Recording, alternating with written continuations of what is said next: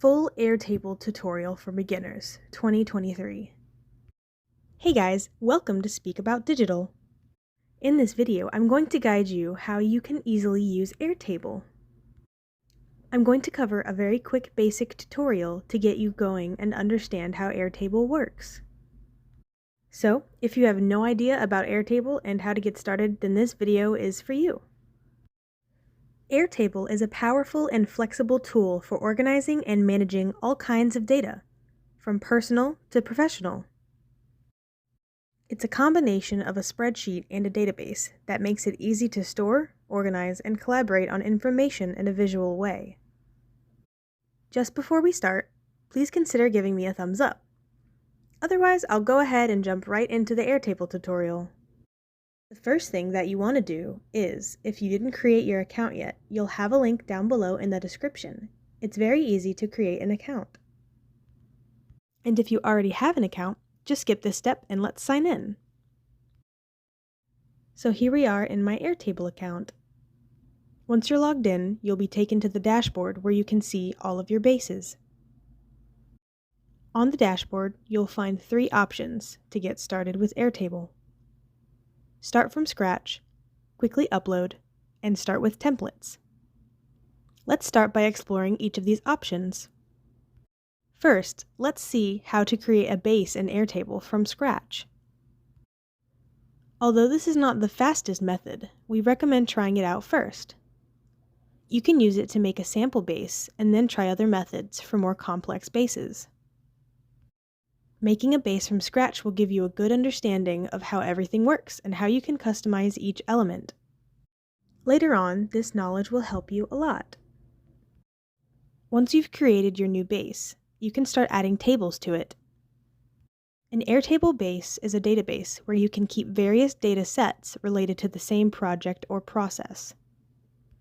You can have many databases for different projects, activities, workflows, etc.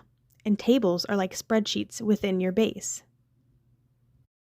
By default, your base will have just 4 columns or records: name, notes, assignee, and status. If you want to add more fields such as date, URL, email, etc., you can add these fields by clicking on the small plus at the far right of your records. Give it a name and select one of the field types, for example, rating. Then click on Create Field. A record is an individual item in a table along with all of its relevant details.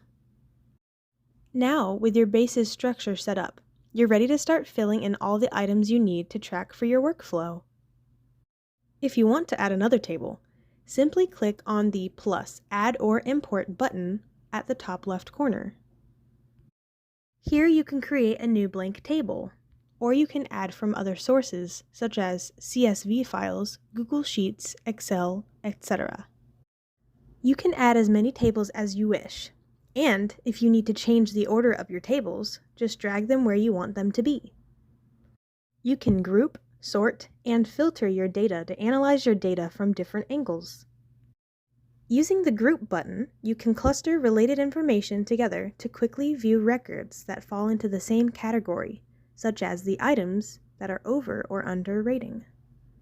With Sort, you can order numerical fields from highest to lowest, or text-based fields alphabetically.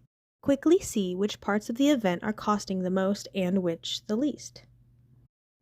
Finally, by applying a filter, you can only show records that are relevant to specific criteria, and hide everything that doesn't match. Now that you're familiar with how to group, filter, and sort, what if you wanted to save and return to a specific configuration later?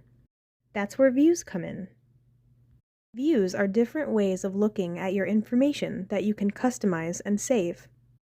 Give each view a name and configure the toolbar to fit a specific need. That way, you can keep your favorite set of filters set up for whenever you need them, or build and share a view just for a teammate. For example, if you want to create a list view, just select List from the menu. Give it a name and then hit on the Create New View button. This will give you a new view.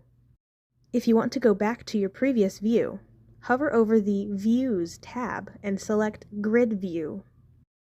The main types of Airtable view are Kanban board. This representation is great for project management. Gantt chart presents your data as a timeline with dependencies.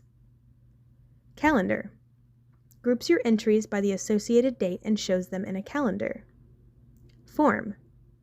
This view can be used to collect data and automatically put it into the corresponding table. Gallery. Great for organizing visual assets, for example, product photos. Grid. This is a default view. It shows data as a table.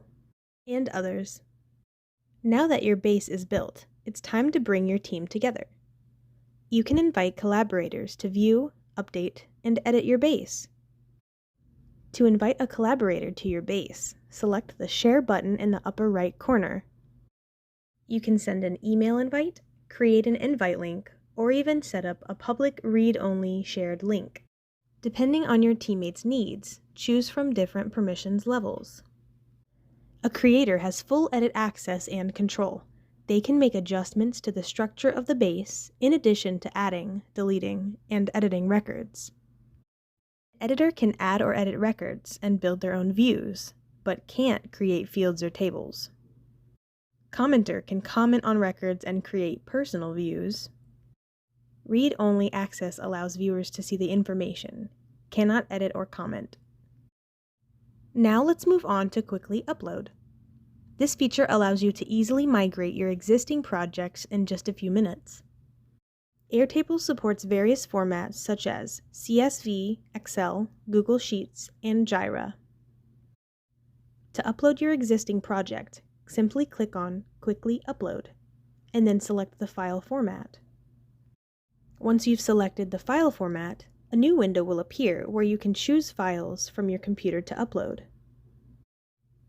When you've chosen a file from your computer, hit the Upload button. This will upload your existing data files to Airtable. Scroll down and hit Import. And as you can see, you've successfully imported your CSV file to a new base. Finally, let's move on to creating a base from a template. To create a base from a template, navigate to Start with Template and click on it. Next, click on the template that you want to use. Airtable has a ton of templates to choose from that can cover every aspect of your organization. For example, if you're planning an important virtual event for your organization, you can use Airtable's Event Planning template. You get a fully featured base with multiple views, all the right fields created, and even some example records to show you how the template is used. Airtable even has a quick tutorial that walks you through these features. With Airtable, you can expand the functionality of your base by adding extensions and interact with your data in powerful new ways. Airtable extensions plug into the workflow you've built in your base, but allow you to add extra functionality, like generating dynamic at-a-glance summaries inside the base itself.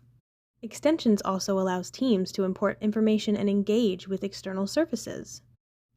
Like everything you build on top of your base, extensions update automatically and are easy to adjust. There are a wide range of extensions for almost any use case. Visualize your data with a chart, import a CSV, or integrate with other services like Maps or to send SMS. If you're interested in this part, please let me know and I'll put together a tutorial for you as soon as possible. And there you have it, a beginner's guide to using Airtable. You can check the links in the description. That helps a lot, thank you! So again, if you found this video helpful, please give me a thumbs up, and if you have any questions at all, please comment below.